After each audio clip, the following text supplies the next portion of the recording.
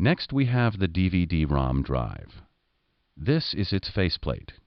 The connectors are on the back. Your CD-ROM or DVD-ROM drive has jumper settings just like your hard drive. For our project, we need to set these jumpers to the slave setting since our hard drive is set to be the master. Make sure you set your jumpers now before you continue. I will install it in one of these bays. It is similar to the way we installed the floppy drive. First, we have to pop out the cover panel from the bay where the new drive is going. Then we can slide it partway from the front of the computer case into the bay.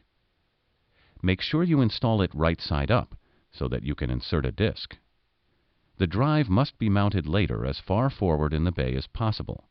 Otherwise, the faceplate of the drive won't line up with the front facade of the computer. Sometimes it can be difficult to fit it in.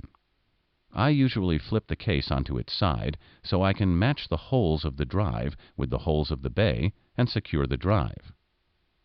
Let's turn the case over so we can look at the other side. Now it is easier to match the places for the screws. This drive requires 8 screws, 4 screws on each side of the unit. When you have your drive in the right place, secure it with screws. There are some computer cases that provide cages or mounting rails to install the various devices. Consult your case manual for more details if mounting rails are required. This is the opposite side of the case where I'm securing the DVD-ROM drive with 4 screws.